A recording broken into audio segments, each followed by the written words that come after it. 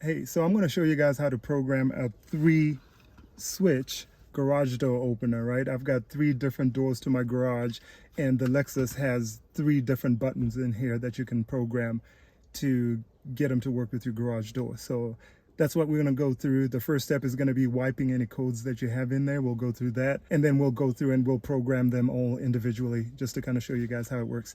It's pretty easy. You can do all this in like 5 minutes. If you've got help, maybe even 1 minute. So we're going to knock it out. Here goes.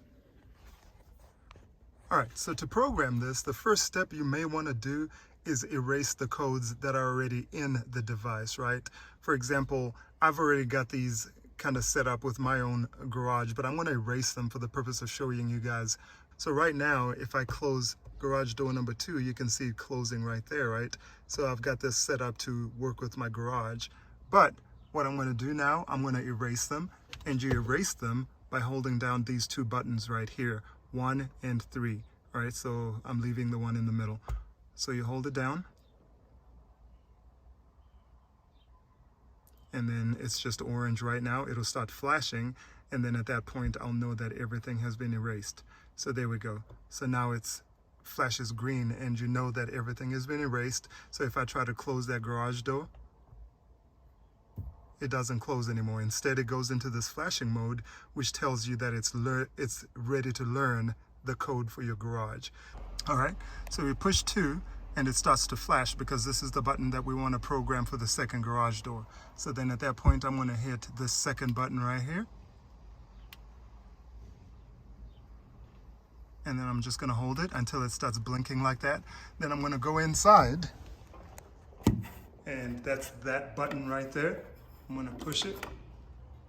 All right, you can see it was blinking. Now it's solid. And then when I go back into the car,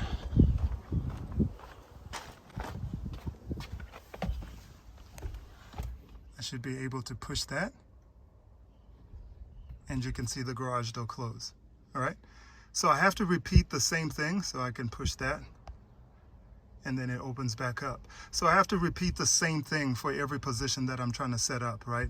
So now I've got that 3rd garage door that you see closed over there. So what I'm going to do is I'm going to push this button right here.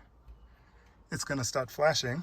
I'm going to grab my garage door remote, right? And I am going to select this button because it's the one that controls that garage door. So I'll push it and hold it until that starts flashing green. Then I'm going to run inside again, and I am going to push the button.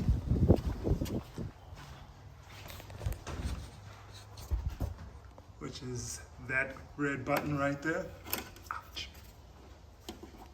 And you can see it's solid now. I kind of burnt myself, but that's fine. So we go back into the car here.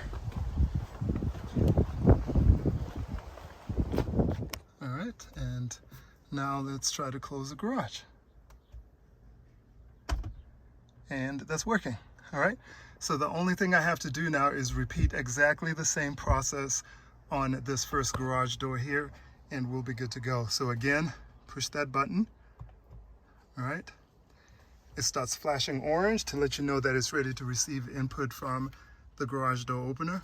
So I'm going to select this button, which is what I use already to open that garage door. So I'll push it and hold it. All right, your garage door will open, but just ignore that.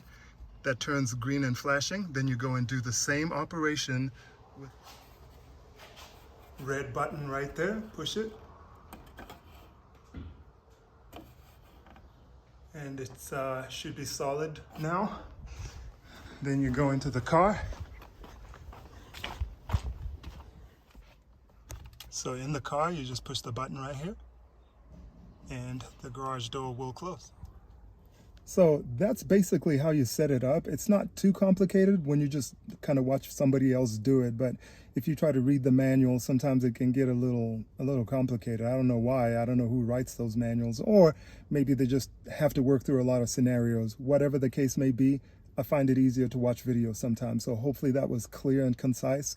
And the next video will be focusing on getting a red arc trailer brake controller, and I think we're going to put it in this panel right here, and just kind of hide it away in this panel. So that is what's coming up next, but until then, peace.